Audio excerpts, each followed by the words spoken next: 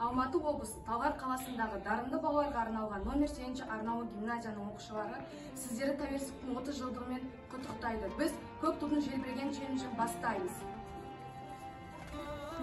Құрметті отандастар, сіздерді шын жүректен келіп жеткен тәуелсіздік күнімен құттықтаймыз.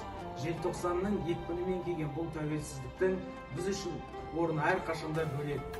Толарсақтан саз кескен ата-бабаларымыздың мақсаттарының арқасында біз бұл тәуелсіздікке қол жеткіздік.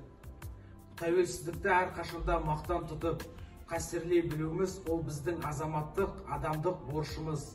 Әрқайсыларыңызға, отбасыларыңызға береке, тыныштық, мол бақыт тілеймін. Алла Казахстан!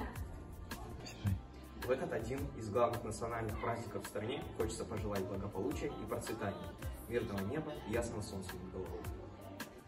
Dear teachers, students, on the accession on the Independence Day of Kazakhstan, we congratulate you, wish peace, health and prosperity. Je félicite le Kazakhstan. Je vous salue.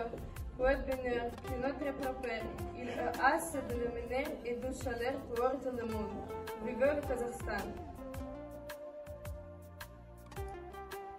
Құрметті әріптестер, оқушылар, сіздерді Қазақстан Республикасы тәуелсіздігінің 30 жылдық мерекесімен құттықтаймыз. Көк тудың желбірегені атты челленджді Алматы облысы Әл-Фараби атындағы дарынды балаларға арналған 3 тілде оқытатын арнаулы гимназия ұжымына жолдаймыз.